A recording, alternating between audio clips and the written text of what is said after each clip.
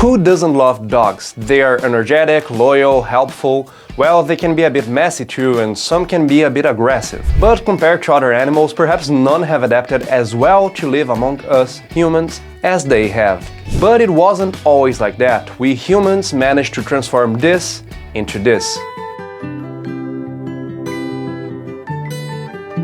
It's not entirely wrong to say that the dog is man's best friend, but this is largely because it was man who invented the dog. And in this video, I will explain how this happened. Hello everyone, my name is Alex Beckman. Today we're going to talk about the interesting origins of 7 dog breeds. Many of them you know personally or have seen in various movies.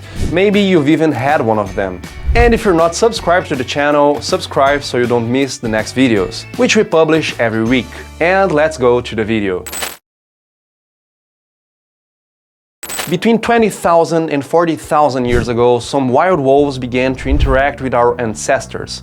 Scientists believe they approached humans to get food scraps, and humans kept them around to fend off predators. But not every wolf was the same. Some were friendlier and others less so. Wild wolves survived in nature because of their strength, aggressiveness, and resilience. But to survive among humans, they needed to have companionship, a protective instinct, and the ability to be domesticated. The friendlier wolves had a higher chance of receiving food and protection from humans, which increased their chances of survival and reproduction. And so it was that little by little, wolves became the dogs we know. And this is what we call artificial selection. Humans began to crossbreed wolves and later on dogs to strengthen the characteristics that were useful to humans. Usefulness for hunting, herding care, protection, and of course, companionship. And if you already knew about the origin of any of these dogs or know about another interesting one, tell us in the comments. We really want to know your opinion.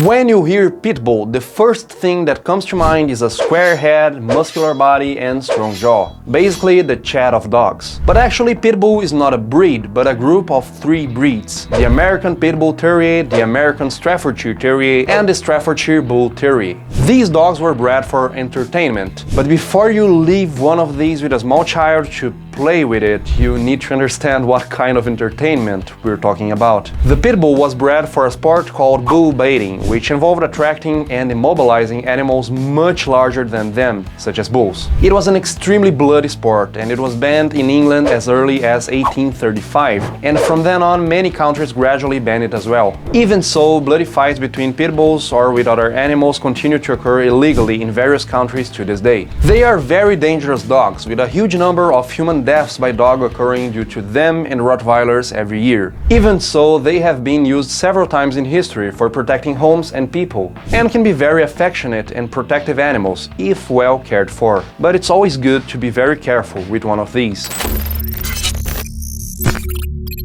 If the first time you saw this dog you thought, wow, what a wrinkled dog, you're not alone. I thought so too. And in fact, that was its main advantage. The Shar Pei is a Chinese dog that has been around for over 2,000 years. It almost went extinct at the beginning of the People's Republic of China, because the simple fact of owning a dog was seen by the government as an act of bourgeois moral decay. So much so that in 1978, the Shar Pei was chosen by Guinness magazine as the world's rarest dog. There were only 60 of them alive. Because of this, there was a fever, especially in the United States, for buying Shar Peis due to their rarity. And many Chinese began to crossbreed Shar Peis with other dog breeds to be able to sell them as if they were pure Shar Peis. Today, there is a distinction between purebred Shar Peis and those mixed with other breeds. The mixed Shar Peis have much more wrinkled skin than the pure ones, because the aim of their breeders was to make the Shar Pei they sold look as Shar Pei as possible, to be able to sell as much as possible. Unfortunately, this artificial selection has led to it being much more common for this dog to have health problems today. Alright, but why the wrinkles? Their primary use was again for dogfights. The fact that the Shar Pei skin was wrinkled made it difficult for other dogs to hold them in their jaws. In fact, this characteristic was very useful for the other purposes of the Shar Pei, which were hunting and protecting herds and people.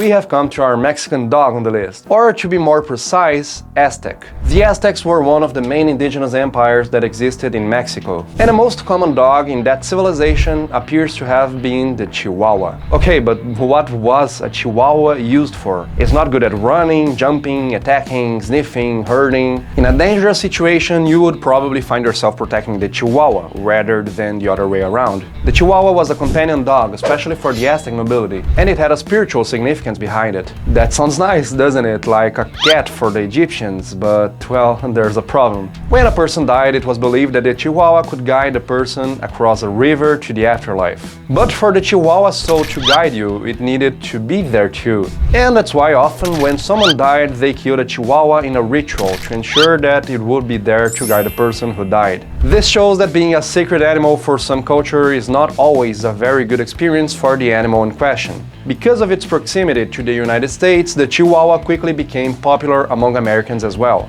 It is what is called a toy dog, which is a category of companion dogs easy to transport and harmless, widely used by the upper classes, and nowadays even lower classes too. These are dogs that only exist because of humans and who would not be able to live without human support either. This is the pointer, and as the name suggests, its function is to point. Unlike other dogs, it doesn't do the dirty work of directly attacking other animals. It seems that the pointer came from Spain in the 17th century, but the breed was really popularized and refined when it was brought to England. It is an agile, slim dog, has an excellent sense of smell, and an ability to identify animals at an incredible distance. When well trained, the pointer is the ideal hunting companion. Basically, the pointer would sniff out a rabbit or bird from a distance and would become completely still, with its head pointed in the direction of the prey. And so the hunter knows which direction some prey is in. If the creature to be hunted is not easily visible, some noise or movement can be made. In that case, the animal moves and the hunter knows exactly where it is. But it wasn't always used only for hunting, since it is a very peaceful dog and is a very good domestic companion.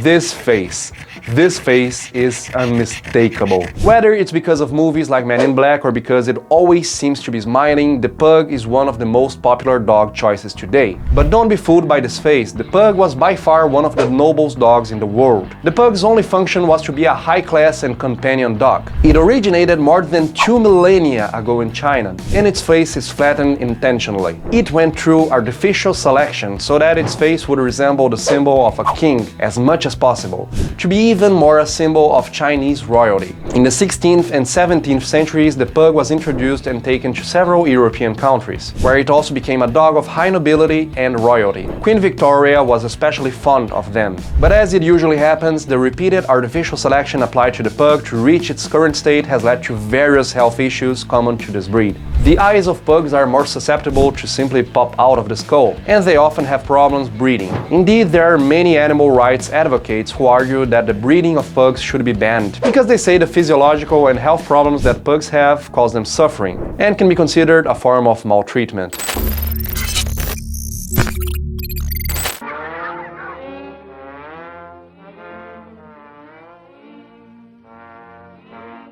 Hello, are you happy people? The best known Bassey in popular culture is undoubtedly Droopy, created in 1943 by MGM. He is depicted as a slow dog that is always sad with a depressed face. Although he really does look a bit sad and tired, the Bassey is much more than that. The Bassey originated in France in the 16th century, and its name comes from the word bas, which means low, precisely because it is a low dog that walks close to the ground. It was widely used by the French aristocracy in hunts, as its sniffing ability was impressive, second only to bloodhounds. Being very slow, hunters usually followed it on foot, as it steadily tracked the prey, usually rabbits or birds. What a pointer has in speed, the Bassey has in slowness. It is a very friendly and quite likable dog, but if you have one, you always need to be careful, because it is common for them to have health problems related to their eyes. And I really don't think I need to explain why, do I? There are two types of Corgi, Cardigan and Pembroke. This dog, which originated in Wales, had the main function of taking care of farmers' herds. The Corgi was a gift given by fairies to humans. Well, at least that's what the local folklore says. Corgis have exceptional agility and cunning, which allowed them to keep the herd safe and well-guided all the time. Nowadays, it is a very common dog to have at home, and it is quite peaceful too. And that was our video about 7 dog breeds with incredible origins. If you like this video, subscribe to the channel so you don't miss our next videos. My name is Alex Beckman, and I see you next time.